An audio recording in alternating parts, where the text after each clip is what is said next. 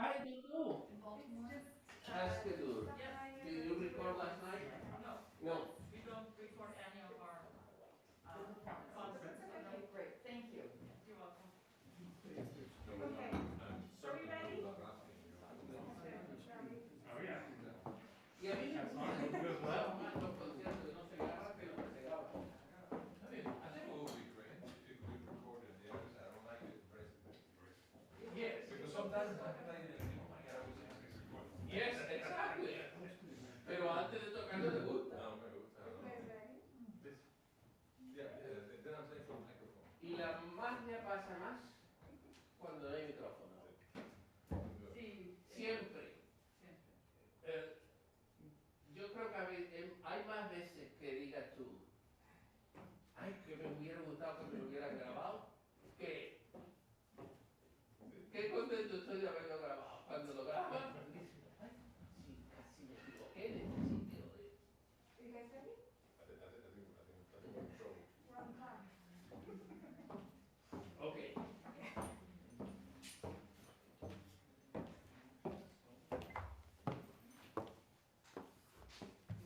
Okay.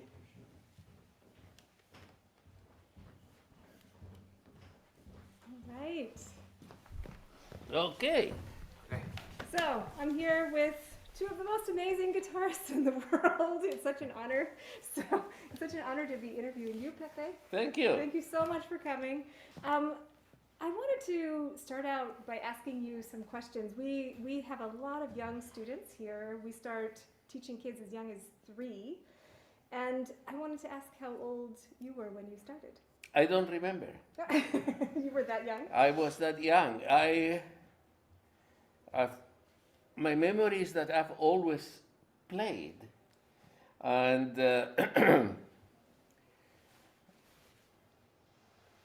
I think I must have been around 3, 4, because I gave my first concert when I was 7. I read that, yes. That's amazing. So I've been on the stage 71 years. So extraordinary. Yes. What were your lessons like when you were young? Your teacher was your father. My father. Yeah. And how did he teach you at that age? My father taught me mostly with his example. He was the most gentle, loving, patient, and at the same time very severe. Oh, interesting. Severe in perseverance.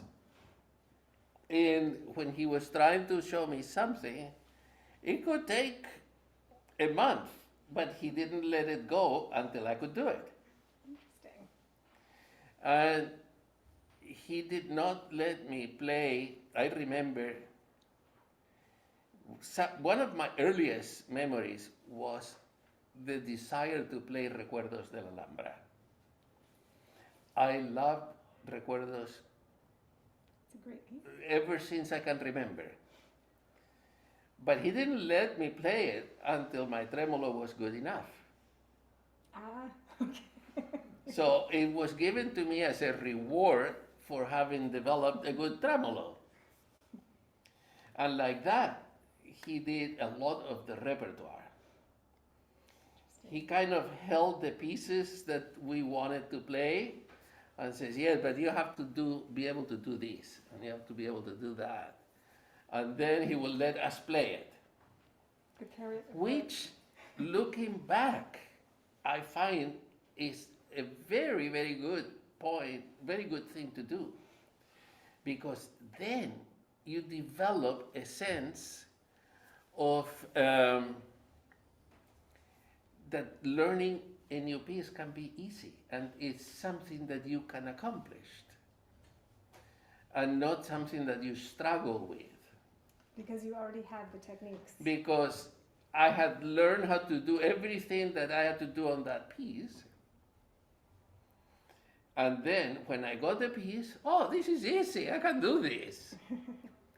So he was a master in building self-confidence in his students. And it's no wonder that he had 3 children and all three became guitar players. Did you ever toy with the idea of doing anything else? No, Never? no, and So sorry. I feel so lucky. I feel so fortunate because very few people can be completely in love with what they do. During the confinement, I could have said, well, I don't have to play a concert for a year. I'm going to do something. What did I do? I practiced. My favorite thing in the world is to practice. I love to play the guitar. Do you mean during the pandemic? When Yes, we were all quarantined during the at home? pandemic, I've practiced more. I went back and I practiced like when I was a kid, which actually is a very good thing. I think that when we are instrumentalists, when we are kids, we have to practice really hard. And when we are old, we have to go back and practice really hard too.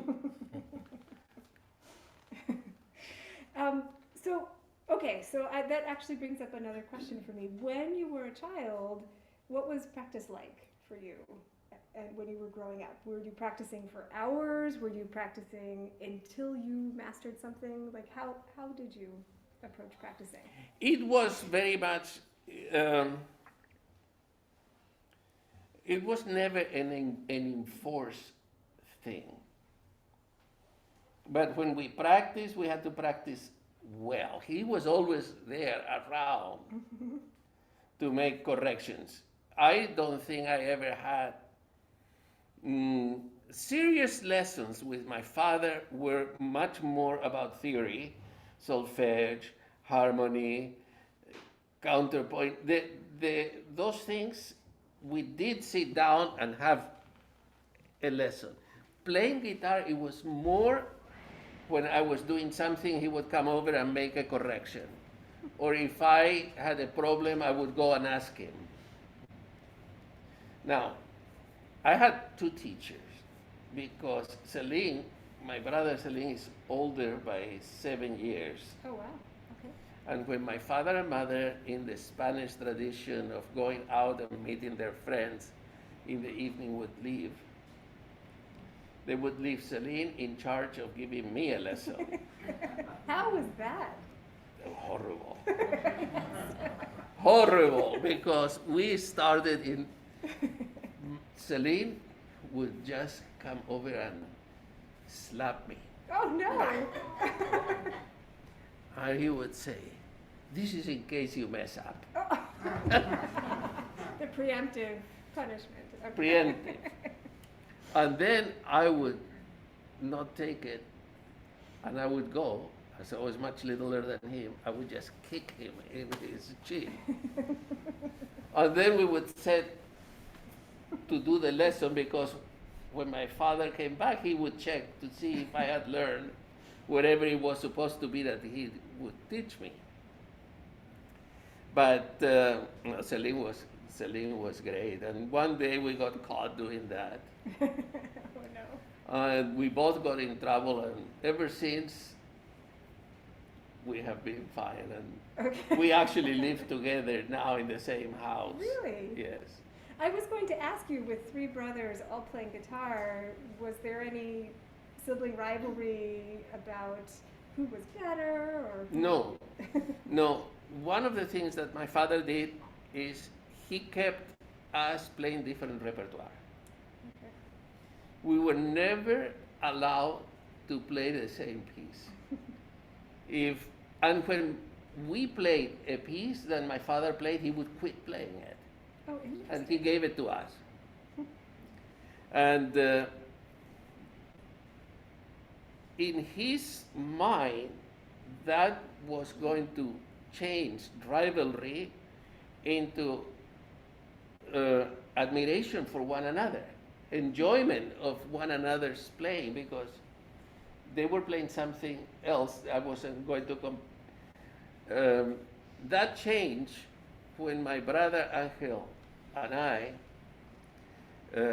started recording for two different companies. I can record it for EMI in America, Angel Records, and I was recording for Philips. Okay.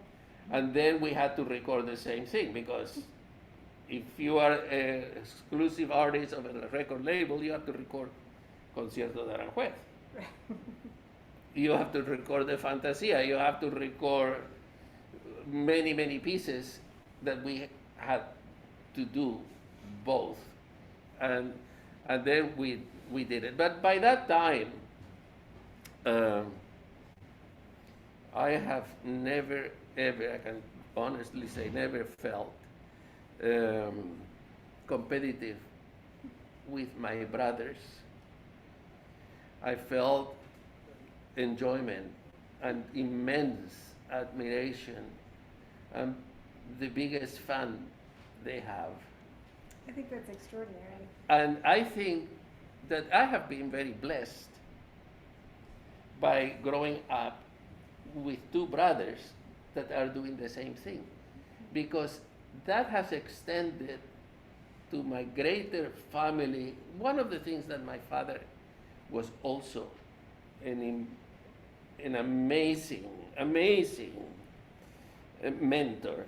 It was the way that he taught about his colleagues. I never heard my father say something nasty about Alirio, about Nicolás Alfonso, about Narciso Yepes, about Regino. They were all wonderful. And I remember that Narciso Yepes was one of our dearest friends. And whenever he came to play in Malaga first, and then later when we were in Sevilla, he would always come to our house, prepare for the concert in our living room, and it was always a celebration. And I have to say that in the case of Regino or Narciso, Alirio, all these were great friends of my father, and there was a great sense of camaraderie. And that has come down to us. I am a player. I am like a little trained animal. I like to work for treats. And my treat in this concert of last night was to spend time with Manuel and with his beautiful wife. And so the fact that we do the same thing bond us rather than separate us. But I also think it's unusual in other families. I mean, your family sounds really special. It really does.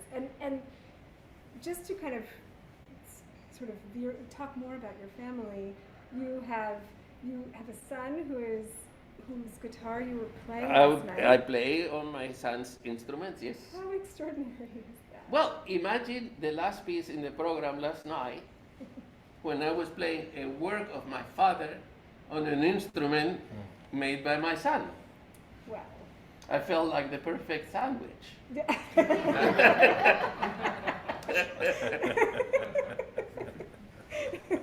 A Pepe sandwich. a Pepe sandwich. And to make it more, my son's name is Pepe. Right. Yes.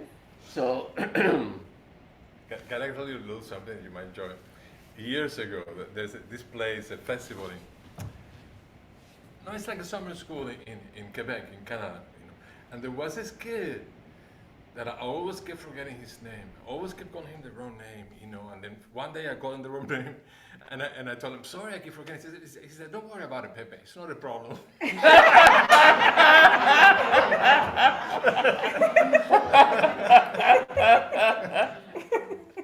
that was quick and clever of him. Yeah.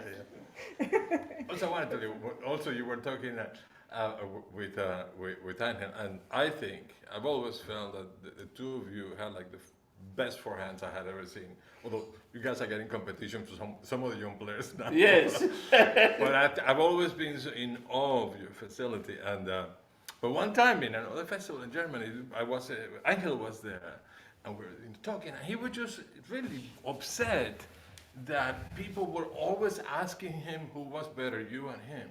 You know, and how much it is talking. Anyways, we're talking, and as we're leaving the restaurant, this guy comes over from the festival and says, I just have one question. He said, who's better, you or Pepe? I sort of had to interfere, you know. Could you just leave him alone? Anyway. What did he say?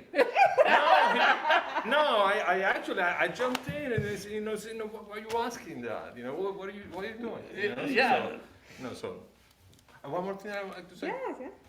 That of what you were saying is that I've noticed that there have been some really great players that they had a very close relationship with the teachers. You know, like living with them. Like for example, with Meng Su and Yameng Wang. I mean, Sure. they actually were living with the teachers. You know, they were taken there and they were living there all the time.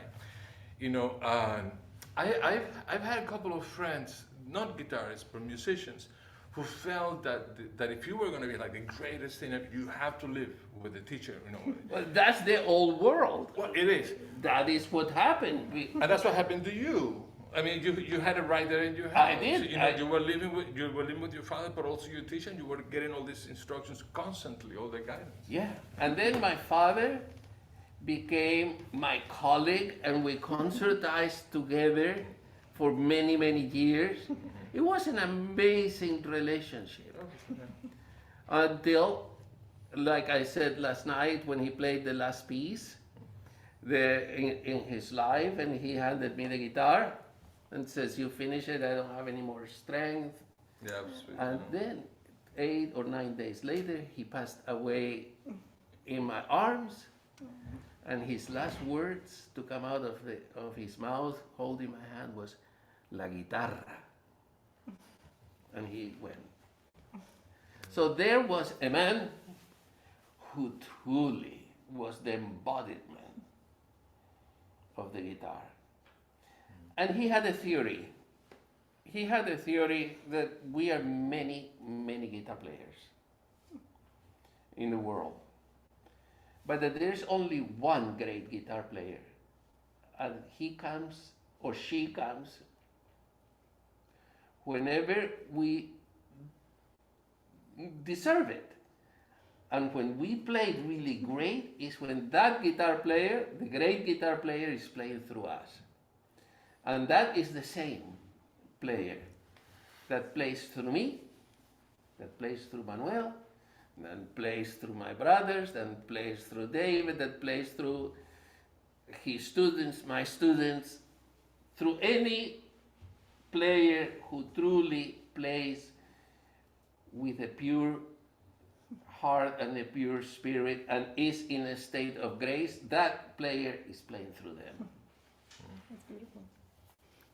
So we all have the feeling of being played, feeling that great player playing through us.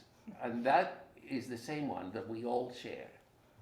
The state of magic that you Yes, were talking about earlier. yes. Yeah. I just, first of all, I have to tell you how I met him. Oh, I would love to hear the story. Yes. It must have been like late 70s or something. It was in Houston, wasn't it? It was in Houston, I think it was called the Guitar The Gap, Guitar Gallery. which was like a shop and also a school also, you know. I walk into the shop with Susan, you know, the people who were organized. I was playing there. I don't know if you were playing. Maybe just passing by. I think I must have played, or I was Yeah. passing by. Yes, you know. So I walked into the store and there's actually he was playing there, but I didn't recognize him, you know. And I think I was playing that night, so I was acting like a big shot or something. You know, the guy's playing and he's just playing, and I think, yeah, this guy's good. You know, he's really good. Man, what the hell are you doing? What the heck is going on? And it was because I didn't recognize you. That was a long time ago. That was like, yeah. And we've always kept developing a wonderful.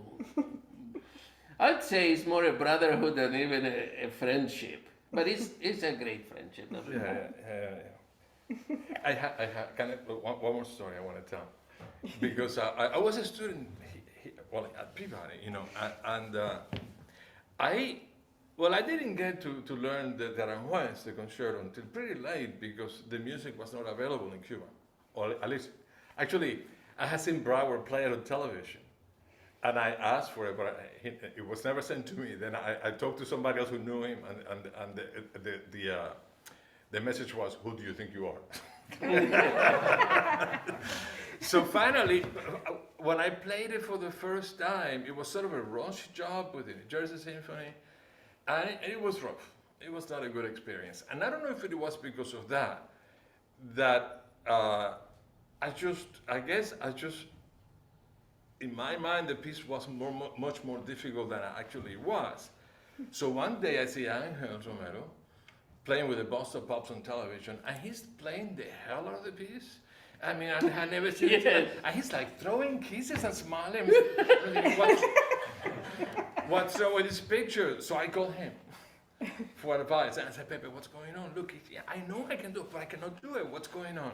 You remember that? Yes, I do. And you told me, I hope I'm quoting you correctly, because I many totally times, remember it. sometimes I quote it, I just don't recognize having said any of that. But what you said basically was similar to what you've been saying. He said, well, enjoy it. You know, enjoy it. I mean, here's this beautiful piece that you're playing for an audience. You have it. The musicians, all that sound, just go enjoy it.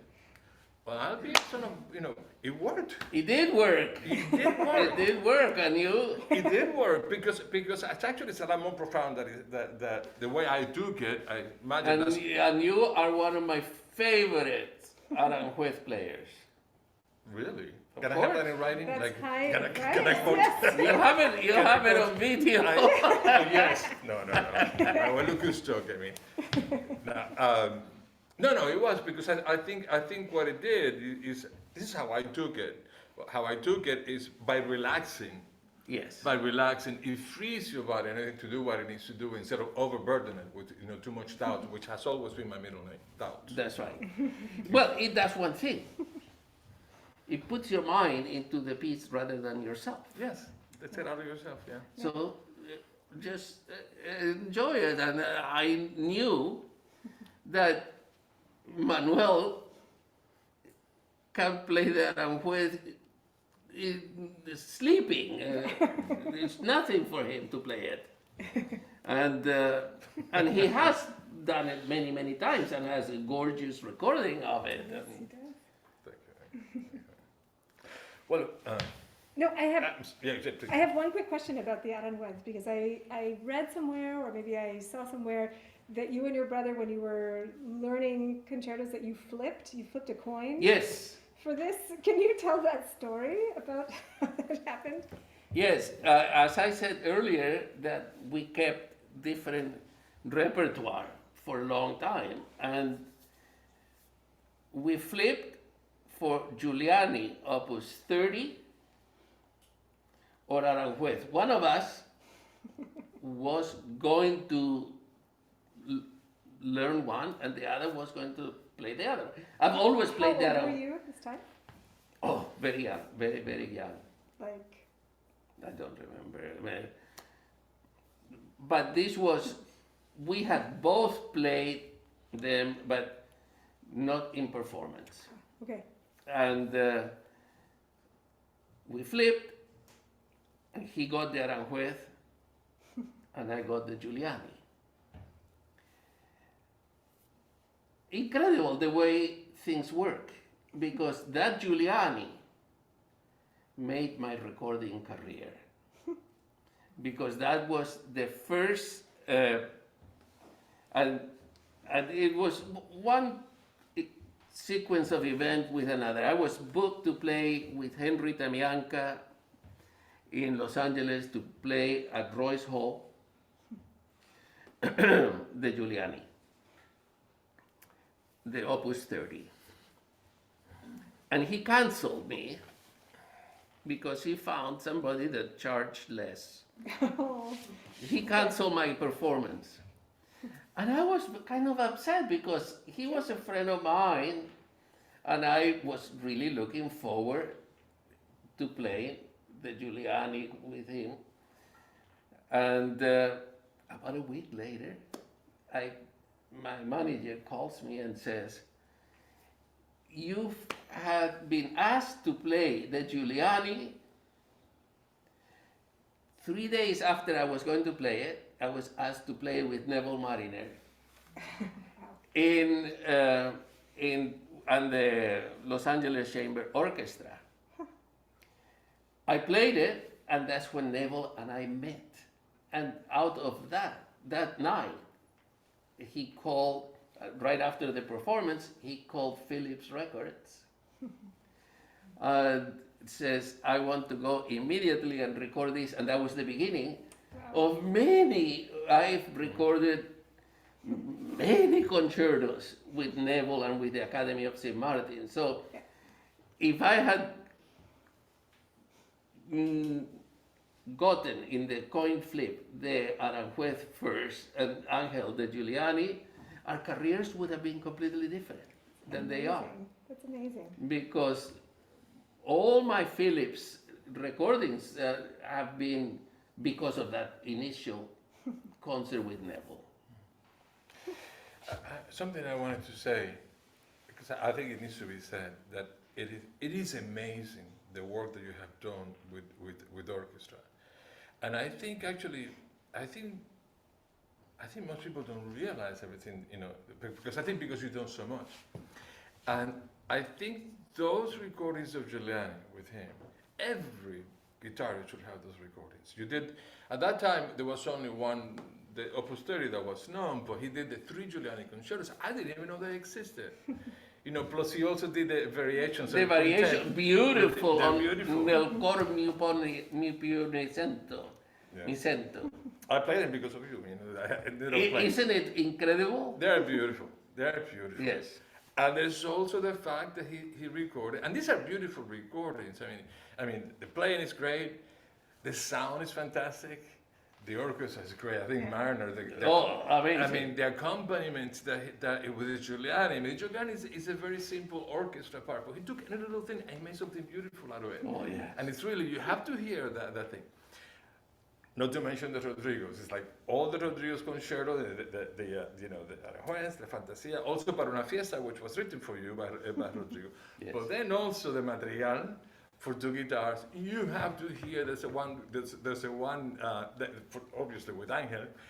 I forget what it's called. That fast movement. It's out of this world. What? Girardilla. Yes, it is so fast, and it's both of them, and you just want to quit the guitar after you hear that. Because it's really I had to say this. It's really like it's so unbelievable. It's unbelievable the way you guys play that thing. Thank you. Yeah, and then sorry, so that's I want to hear that. Don't lose it.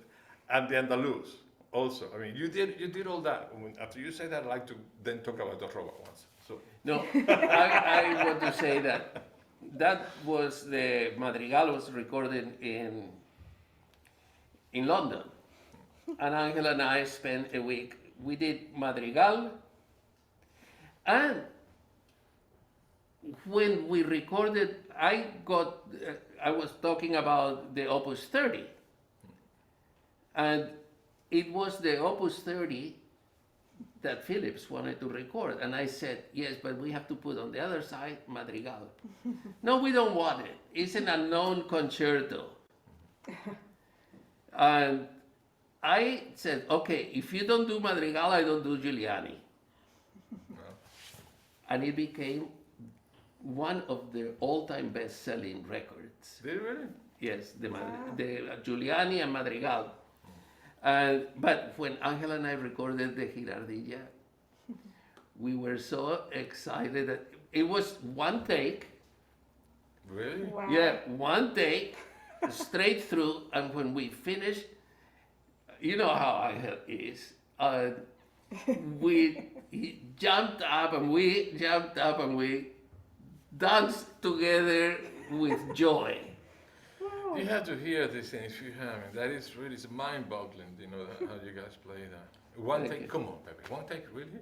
Yes. That's depressing to hear that. No, that can only be done in one time. I believe you. So you were going to talk about Torroba. Torroba.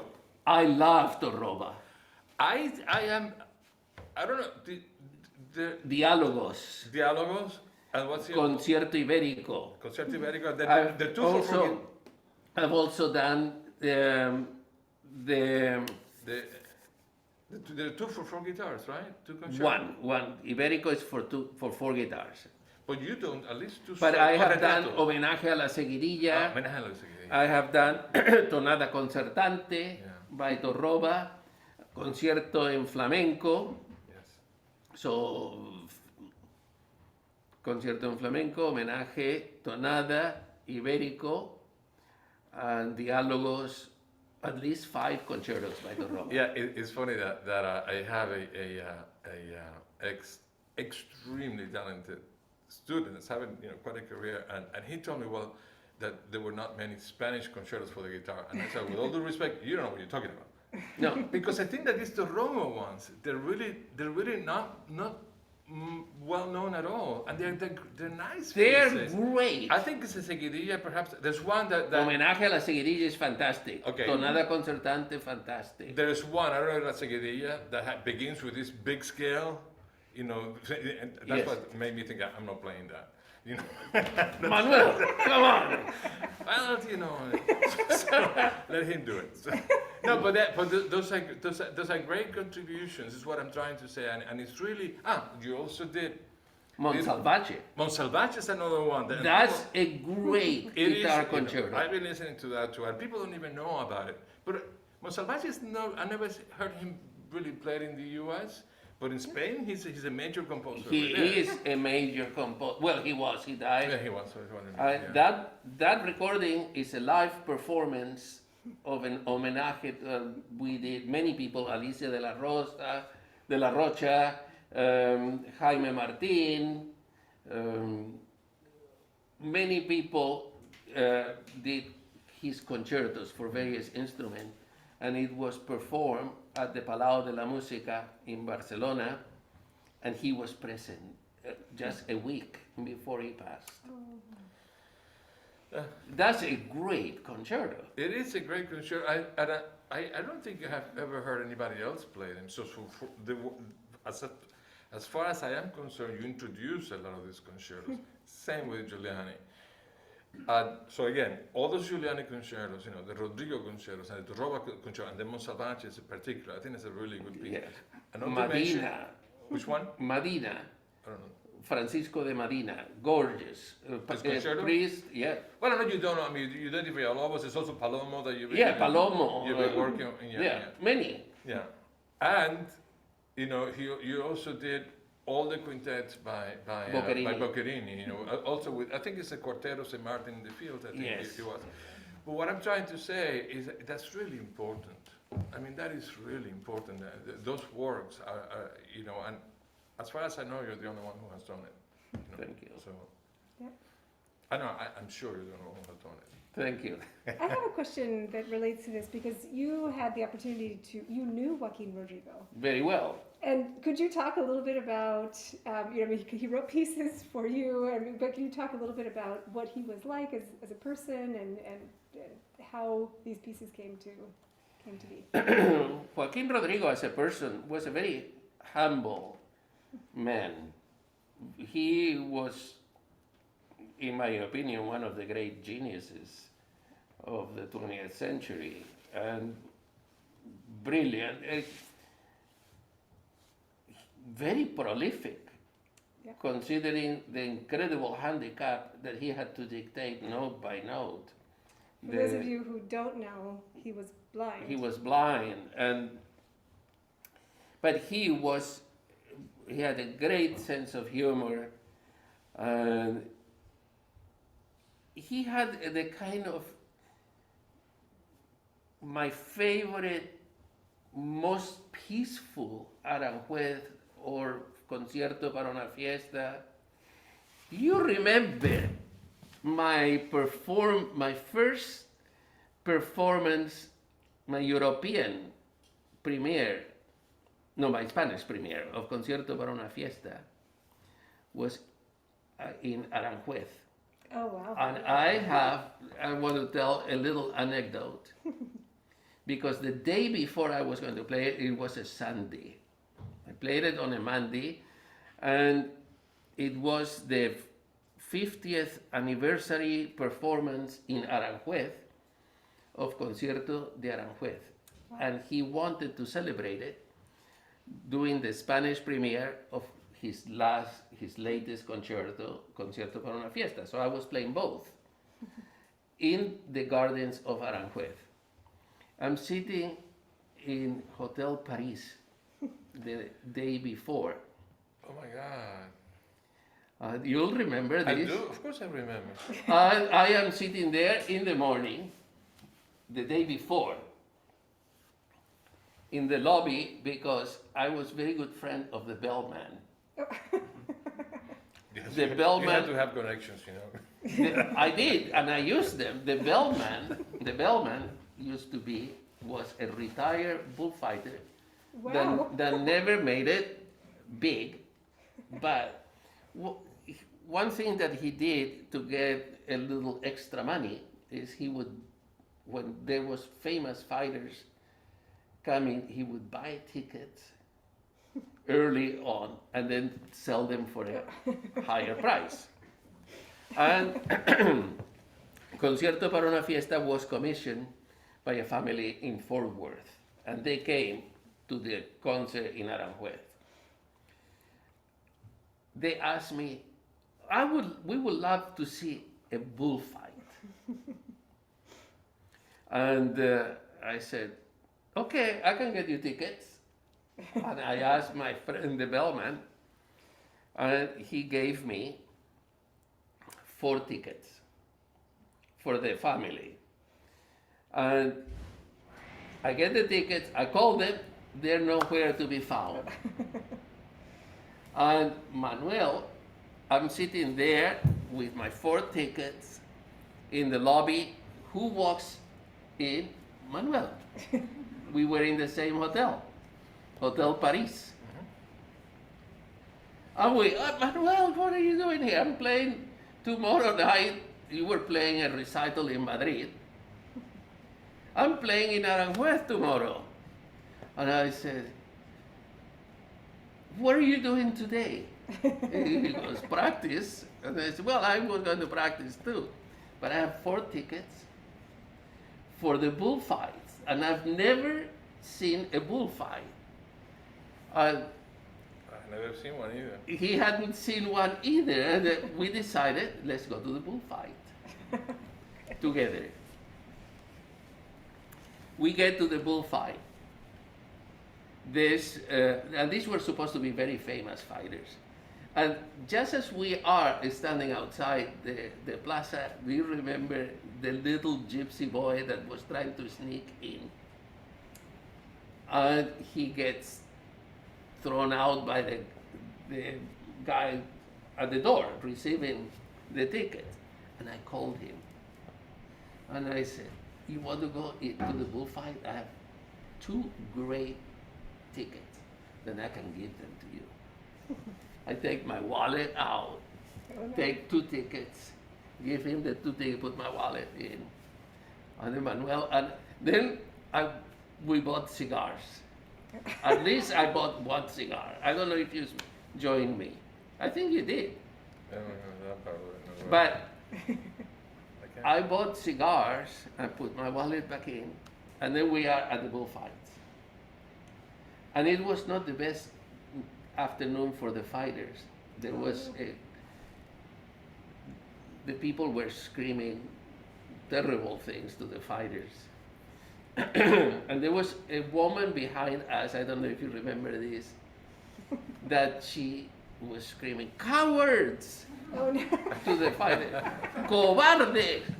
Cobardes! No sirves para torero. You are no good to be a fighter. Become a musician. And she was right behind Manuel and I. That's so funny. And then the guy with the beer comes. The guy with the beer comes, and I said, let's have a beer. I don't know if you said it or me. Let's have a beer. And I said, yeah, but let me invite you. I go for my wallet. It's gone. Gone. Yeah, And the little gypsy boy was gone. So I had to leave the fight, go to the phone, call my wife, say, cancel all my credit cards. My wallet has been stolen. I remember that. Then the rest of the night is on you. And we had a nice dinner, and we both played a good concert the next day. Actually, you know, the thing is, it was not a great hotel. But charming. Charming and the nice Paris. So they tell me, no, but all guitarists stay here. And I said, well, sure. So I'm down there. I don't know if I want to get a drink or something. Do I see you walk by? Him, you know. Yeah. You know, they always say, oh my God, it is true, the guitarist is staying. Yes. And then we talked about going to the bullfight, and I said, well, you know, I have to practice. I have a concert tomorrow. I have to, you know, you say, yeah, I have to practice. And I said, I really would like to go, but, you know, I should practice. And he said, yeah, no, I should practice. I said, but I really, you know, so I said, should we go? But that's very memorable, yeah. So it was a memorable evening Also, with Manuel in Madrid. Yeah, Yeah. and the bullfight itself was, you know, really, anyway. Yes, gory. But it was good, yeah. It was a great experience. Yes. Thank you again for that. Thank you. Thank you. So, okay, I have a question kind of going back a little bit to, so you grew up and started, you grew up initially in Spain. Yes. And then moved to the United States. What was life like in Spain for you? And then how dramatically did things change? I would imagine it was a dramatic change when There you was moved. very dramatic change because the life in Spain, for me, I remember as a happy life. We had almost nothing material. We were very, very, very poor because my father was never a member of the political party. It was the time of Franco. And, but there was always music, art, and so many artists that visited, not only guitar players, other instrumentalists, singers, poets, writers, painters, and they were all kind of the underground, the anti-fascist group, the liberal thinkers. So I grew up, and I remember one of Tárrega's students, Rogelio Molina, coming over every weekend and sitting with my father, playing and talking about how the maestro did this and the maestro said to do the other. And So the I- maestro was Tárrega? The maestro was Tárrega. And Amazing. he used to come over with a thermo of coffee. And coffee was something that we could not afford. And I used to get, but I was a kid, a tiny kid. And I used to steal his coffee, and that's how I became, that's how I got my caffeine addiction. At the earliest, from one of Tárrega's students.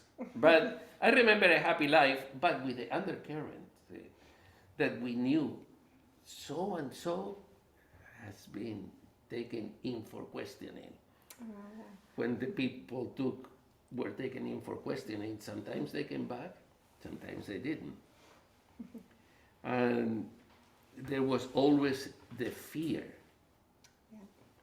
There was always the hope that the Americans would come in and fix it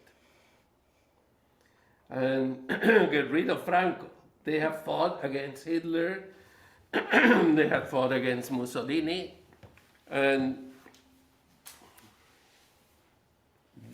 the group of the liberals were always hopeful that the Americans would come in and liberate Spain from fascism.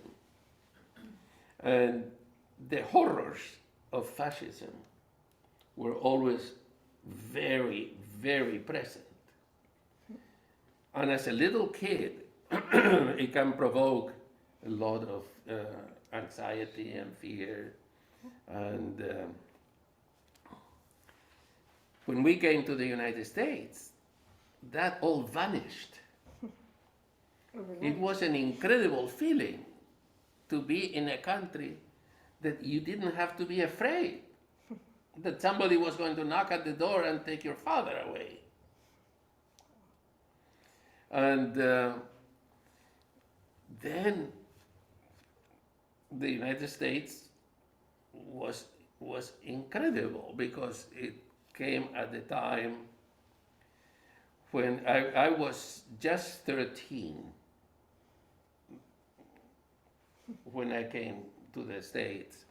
So I had all my teenage years in a country that offered a lot more freedom to a teenager than Spain did. Yes. And Spain was very strict, not only it was religion was very, very strong and was together with the state. So it was one unit. It was not like being a Catholic. You can be a very devout Catholic in the United States and it felt completely different than in Spain.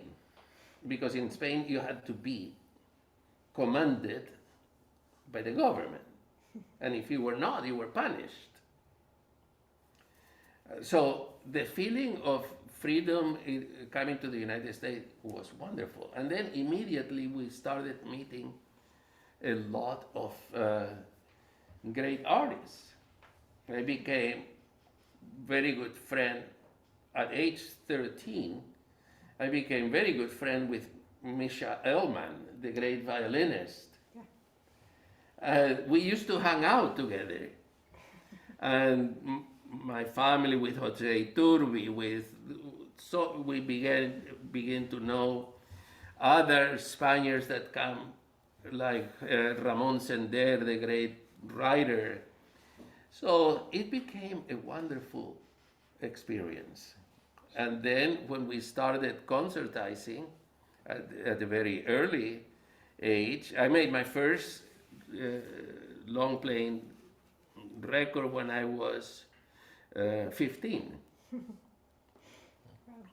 And so life was good here. You know, I had exactly the same reaction that you had. When we came from Cuba, I was very fearful, over there. Yes. And when we came, almost immediately disappeared.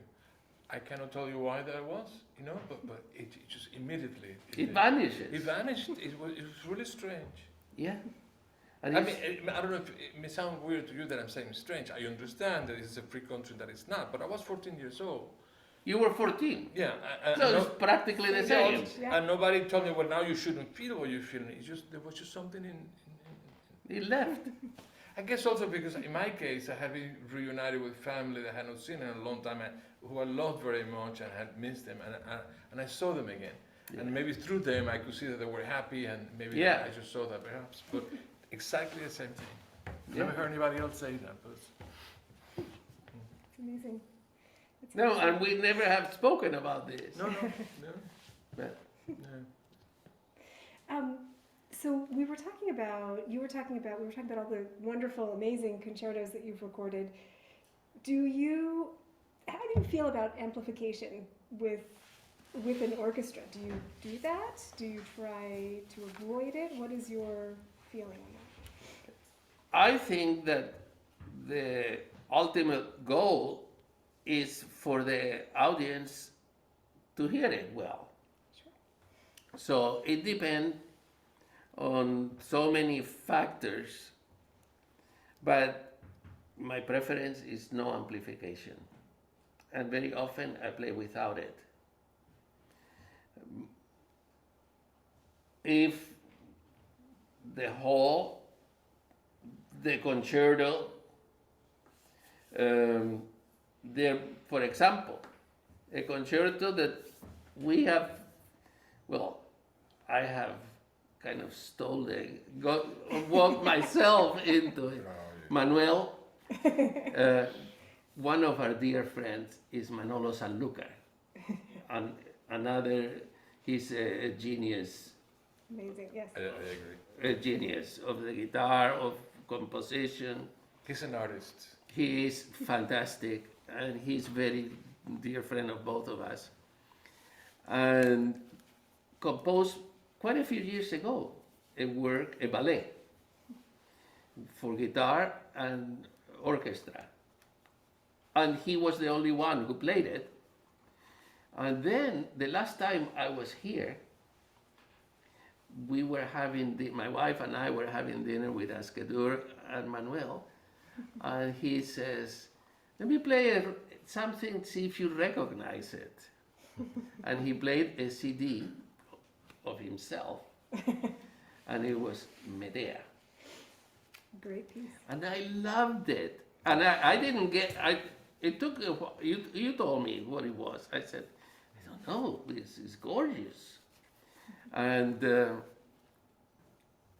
after that, I got a phone call from a conductor that asked me to do it. And I remember how beautiful it was. So I said, okay. And this was at the beginning of the pandemic. And then it got canceled. I said, okay. And then I went to most of the first year of the pandemic, I was in Spain. So I called Manolo. He was very happy, and he says, oh, Manuel doesn't care if you play it, and yes, play it.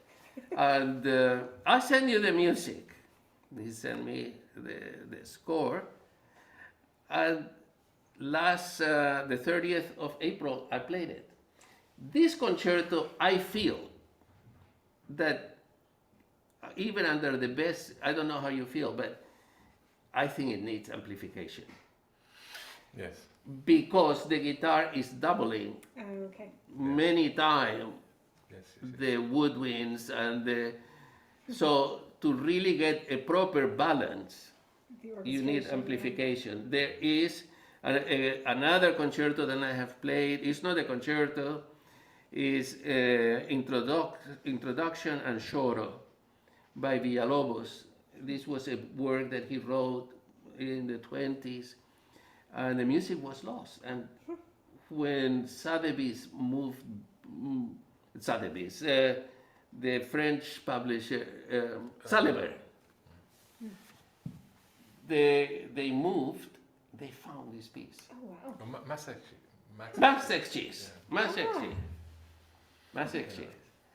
They found it. Wow.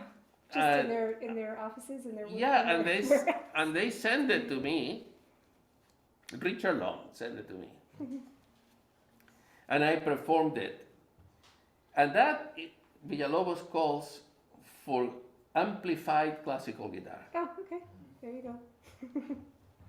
So there's whatever It depends. produces the best result. That's what I like. Yes, yeah, for sure. So you play obviously so much different repertoire, but one of the questions that I think someone who was online was asking is, how do you approach flamenco versus classical pieces written for classical guitar? What is the difference in how you approach them? When my early years in the United States, I became known as a flamenco player. But that was only a commercial advantage. In my family, I was the only one who fell madly in love with flamenco and learned how to play flamenco. When I studied with Paco Avila in Spain, and so I learned how to play flamenco, but for me flamenco was something outside my profession. Because flamenco is almost a way of life. And I always was enchanted by flamenco music, but I was a classical player playing flamenco. And but because we started the quartet, I was the only one who played flamenco. And we wanted to say classical and flamenco. So I was always stuck. I didn't mind. I didn't feel stuck because I loved to play it. But I was playing that portion of the repertoire that does not represent who I really am, but I am in love with flamenco. The way I feel it is having that knowledge has helped me very much in my classical playing, particularly in the understanding, not that you have to learn how to play it, but musicians who are going to be, even a conductor who's going to conduct the works of Manuel de Falla or Turina should know the forms of flamenco. No different that we should know the forms of what a bourrée is, what a jig is, what a saraband is. Yes. It is very helpful to know the forms that you are playing.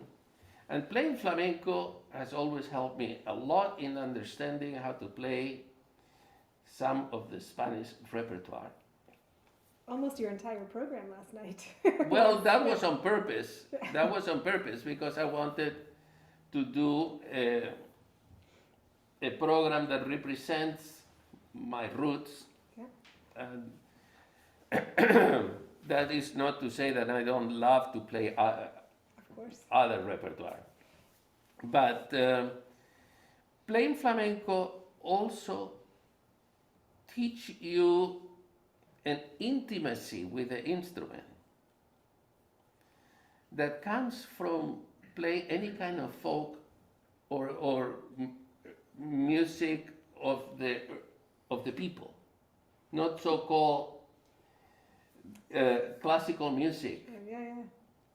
We tend to study it very much from the theoretical part, but when you play flamenco, you speak to the guitar in a familiar. When you don't, you tend to be more formal about it, which in a way can detach. And Villalobos used to say that every musician should become really well versed in the folk music of his country.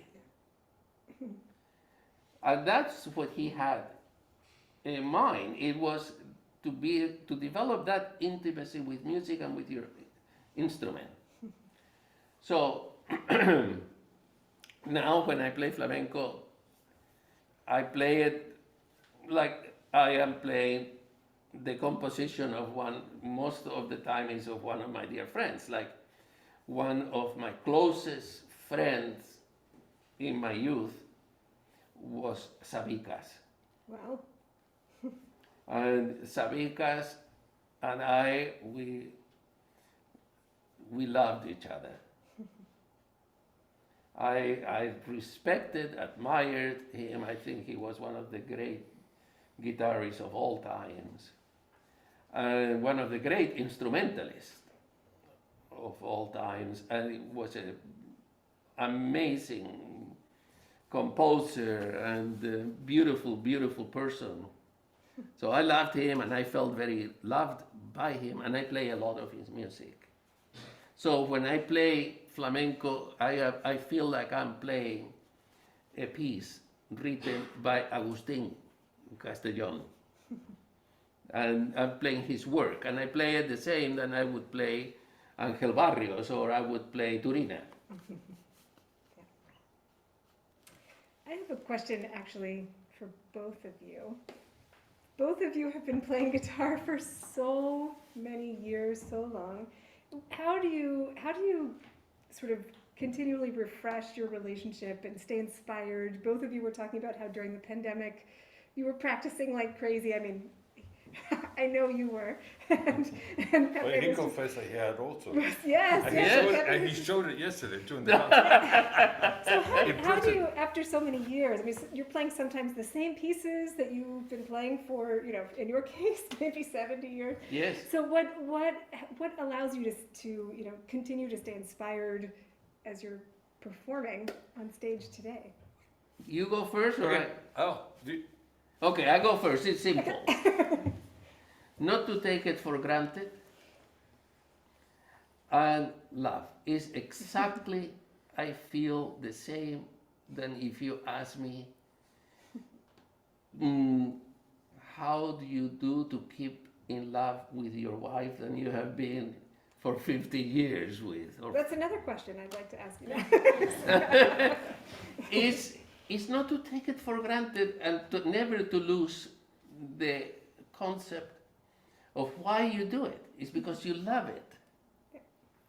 And something that you love is always new. And every time, I find that every time I'm playing, I'm experiencing some kind of extraordinary feeling. The challenges keep changing. One day, one thing, another day, and you are fighting against your own limitations, and you're trying to become better, but for the purpose of playing closer and closer to the absolute concept you have of how you want to hear a piece. So you know exactly how you wanted to hear it, and if something is in the way, then you work to overcome whatever obstacle it is. And that is very exciting to me. Plus, I love the way it feels. If I became deaf, completely deaf, I would still play because I love the way it feels. You kept talking about the tactile sensations. Yes. And yes. Yes, I love the way it feels. I love the way it sounds. So it's, when I play, I feel a absolute completion of all the circuits, the circuits, all the circuits, yes. the receptors, I'm sending messages, I'm receiving messages, and it's all happening simultaneous. It's a miracle, actually, what happens when a person plays, because you feel all those sensations. That's true. Exactly simultaneous. You're sending message and receiving. And all guided by the wish of a sound. It is an amazing thing that we do. I don't mean just you and I mean all of us are playing. I mean, because it involves everything, It involves the mind, the heart, Yeah. Psychologically, it's really is. And so anyway, in my case, actually just in learning about how to master all that, I'm still trying to get it right, and I'm somebody, I haven't realized that I don't know how to quit. So it's always been a challenge for me to do it and to try to do it better. And even when I teach, it's like I'm just trying to see how it can be done better. How can we do it? Yeah. So that keeps me going. And then also somebody wrote that that music is what feelings sound like. And what I find is that I try to be an honest musician, and by that I mean I don't pretend things. What I usually is what you get. That's what it is. I try to communicate what I feel. That's what comes out. So what happens, and I tell some of my students that if you play that way, if you approach art that way, as you get older, your feelings change. your view of life changes. I don't know about you. I mean, but I think all of us. yes. Like for example, I'm actually in pretty good shape. Besides my knee, my back, my hearing, my eyesight, as someone said, everything is great. No. So, but there's one thing that I really do appreciate about this stage in my life and that is that I see beauty in places I never saw it before. Yeah. And I'm more in touch. I mean, when I was when I was here, so what I mean by that, I'm sorry, I want to go back to that. Is I can focus more sometimes in feelings and sitting in places that I didn't. Even when I was hearing you teaching, I mean, it actually was a little bit, I don't know if emotional is a word, but it really, you sucked me in because the things that you said, I thought I could understand at least in partly where they came from, the history behind it. I'm thinking, oh my God, you say something that may sound very simple, but it comes from a long history, a lot of experience behind it. But it's just concising to just do that. Yeah. You talking about singing, for example, I talk about singing all the time, and I've been kind of criticized for that because I hear some teachers say, "Don't go to him. Oh, he's going to tell you to sing." So that's the ultimate. And that person doesn't understand the depth. All that goes into that. No. There's a lot that's behind that, and a lot of doors that will open for you. Yes. As well. Anyway, I'm talking too much. It's but true. No. It's not a problem for me to keep trying. I probably love it more than ever before. I do too. I do too. I have to tell him one thing. My wife, one of her earliest experiences that she had of falling in love with the guitar was in Houston, listening to Manuel play Granada by Alberto. Oh Jesus, that's nice. Yeah. Yeah. That's amazing. So I know that we're sort of getting close to the end of our time, so I wanted to ask if you have advice that you'd like to share or words that you'd like to share for either young guitarists who are starting out and also for adult amateurs who are working on their playing and trying to become better players. And I'm curious if you have. Can I add to that? Because I was going to answer something. Also, your views of the guitar today, things that you like, you don't like, advice that you may have, just like what Risa was saying. I would love to hear how you feel about that. What my advice is to always use be aware that the guitar is a vessel, and it helps you. It's to take us into a journey. And it helps us take a journey into the depth of ourselves. It's a way to connect. It's an instrument that connects. It connects us one with another. It connects us to the past, to the composers that left us those incredible maps. Because for me, a music score is a map into a treasure. And it's for us to read it and go and find the treasure that is there. And it takes us into a journey into the beautiful part of creation. And it once you find it, a perfect concert is when a person goes in, connects to the beyond, but goes the same that you go out, you go in. And you connect into the depth of yourself, you open, you project it, and you connect with everyone. And we all become one with something, with someone. We can be by ourselves, and we become one with Fernando Sor for a moment. And it's an incredible experience, because when we connect to that, we connect to our to our spirit, to our immortal being. I feel that we, philosophically, I think we are, and the older I get, I realize more that we are an immortal soul experiencing life through a mortal body. And music is the combination of sound and time. And they both dance this incredible dance of sounds that are measured by time. And sound is a manifestation for me. Sound is a manifestation of silence.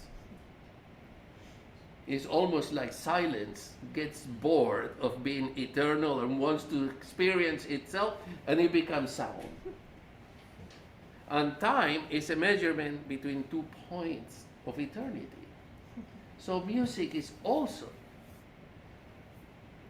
two eternal energies that they come together to experience the moment. And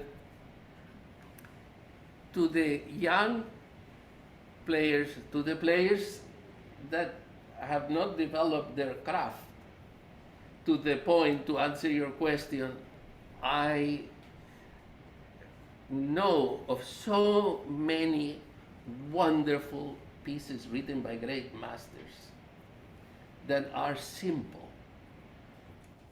And it's good to play things to challenge your technique, but it's also to play things that you can master from the very early. And if you can play a simple tune, it can be a waltz from the very first 10 pages of the Aguado method. It can be an easy study by Sor. This great man, Fernando Sor, was an incredible composer. Why did he spend time writing these simple jewels for people, the kind of person you're talking about, so that they can have a spiritual experience playing their guitar without being a master virtuoso?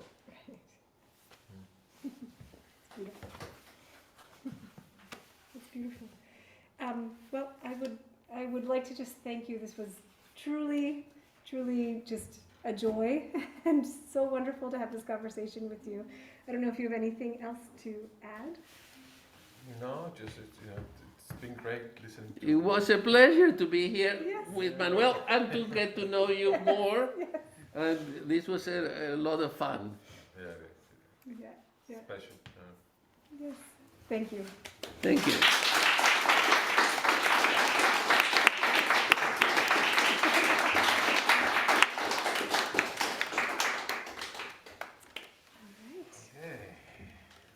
Do you ever do the Johnny Carlson show? Yes. You play that? Yes. Yes, you did. Yeah. Yes. With the Because I- Romeros, correct? Yeah, because I was. Every time? Yes. I did it with the Romeros. I also did it with Celine. Just the two of us. Because I was thinking at that time when you were talking about flamenco, at that time it was in. Parkin was doing some flamenco at the end, and Yeah. it was also, and I think Johnny Carlson had a bunch of. But I think in Johnny Carlson, I actually played Bach. Oh, really? Because he played classical. Yes. Oh, you played you played Bach. I think so. Yeah, because no, he liked the classical. He loved. He had the. I mean, he played. He played. He was, Yeah. He. They don't have that much. I remember also seeing in the Johnny Carlson. I saw Julian Brim. Yeah. Forget what. A bunch of people were there. Bunch, yeah. I didn't see when you were there. Yeah. I also was in the Ed Sullivan. Did you really? Yeah.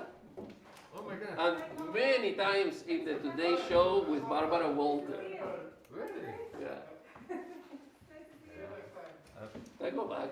No, a lot of people go back and they have not done so. It's not just. Thank you so much for your wonderful, wonderful words. Thank you. I wanted to get the right names of the flamenco singers that you recommended. Oh, Manolo I was going to ask the same thing. So. Caracol.